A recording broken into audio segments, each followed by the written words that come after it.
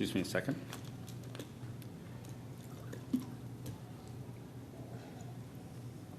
Okay, so I hope you enjoyed the first day of talks. I guess we're a little bit behind schedule, so I'll try to keep this short, and everyone can go off and enjoy the reception and the posters and stuff.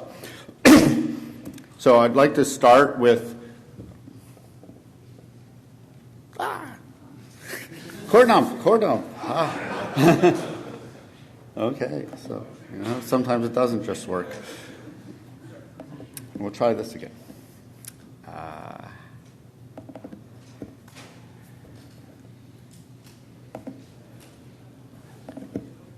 Okay. What happens if I... great. Okay, so I'd like to start with a kind of top-level summary. We had 119 papers submitted. 2 of those were withdrawn, one early on and one after reviews went out. This is the second highest number of submissions we've had by one over the history of the conference. There were 26 countries represented by these submissions, and 5 out of the 7 continents. So South America is now a source of functional programming papers, which is great.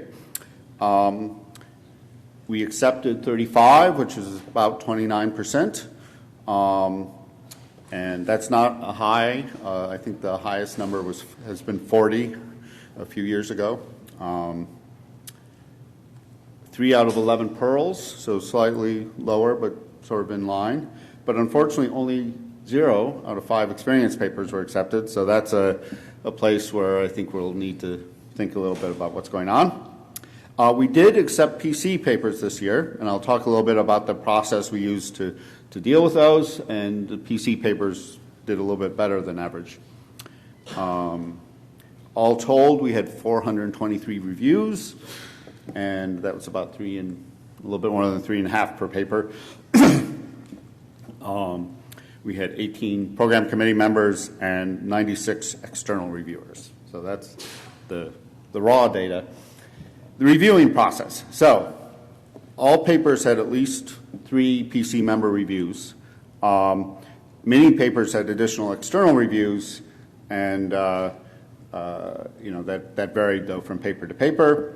As usual, the authors got a 72-hour response period to respond. Nominally, their responses are supposed to be about 500 words or 500 characters. I don't remember characters.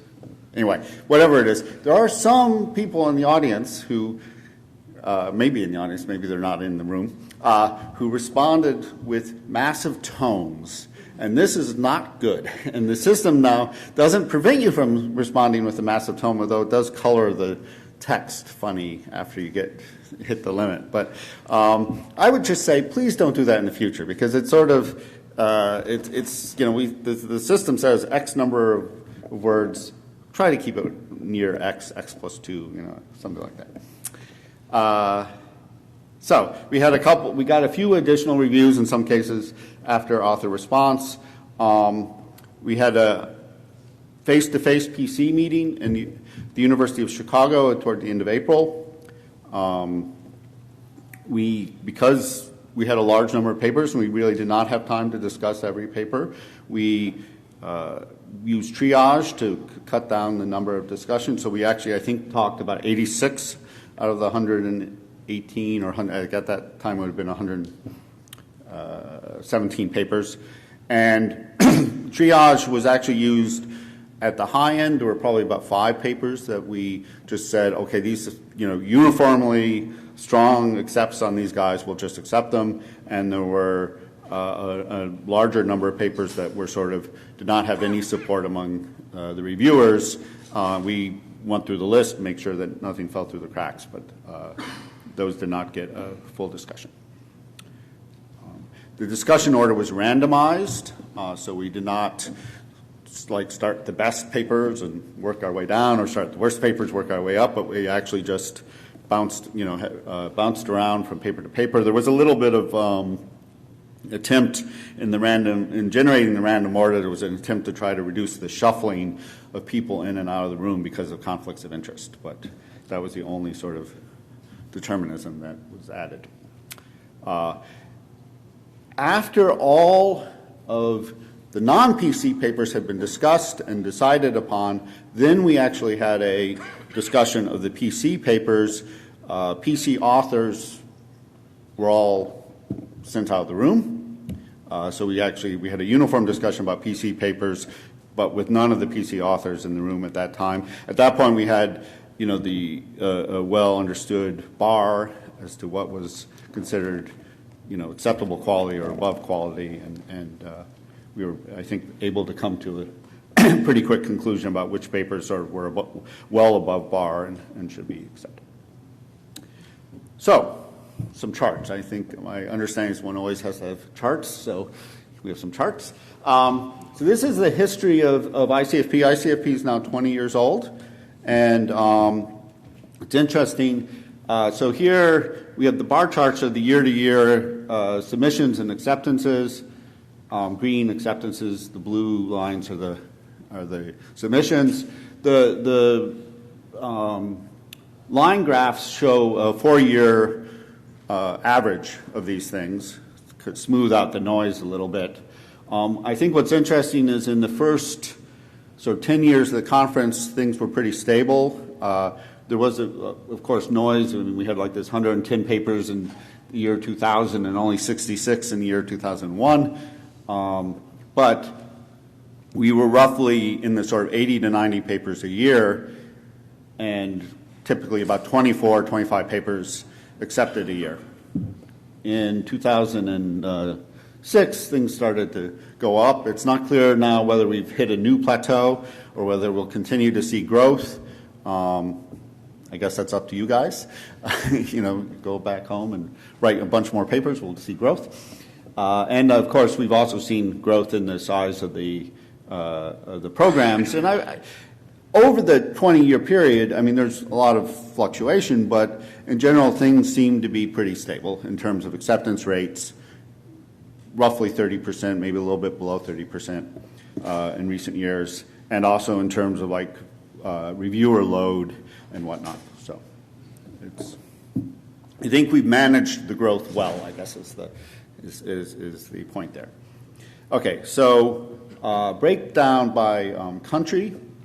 So this is just a chart showing if you submitted a paper and you live in the United States, you would be in that paper would count in the blue section. But if you also had a co-author who lived in Germany, that would appear in the yellow bit down below. So papers can get counted multiple times here. The United States is definitely dominant, but there are substantial numbers of papers coming from other countries.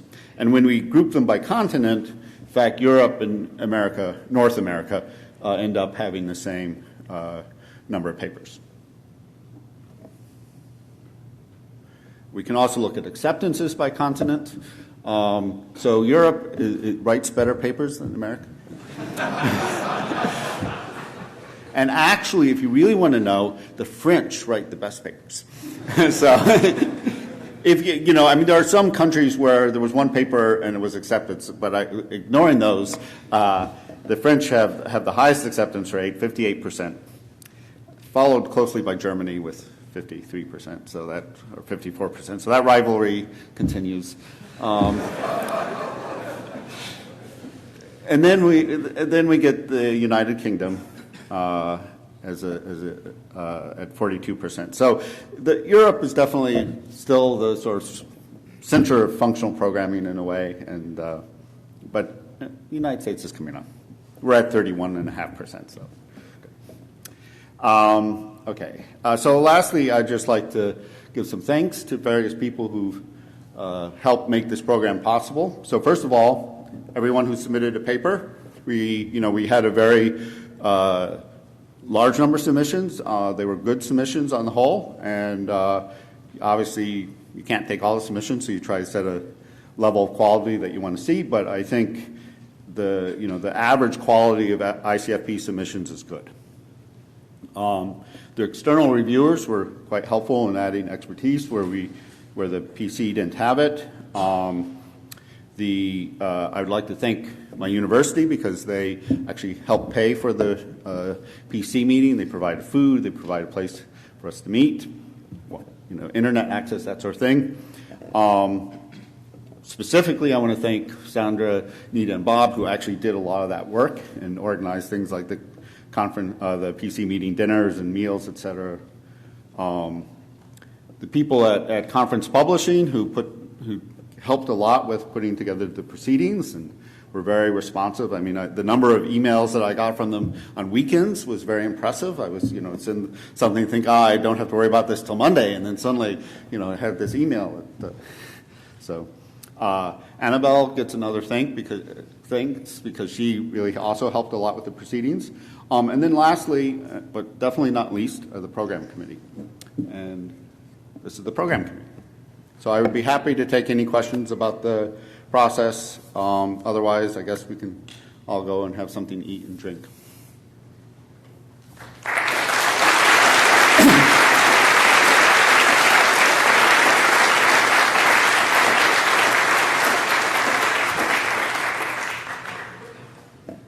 Any questions?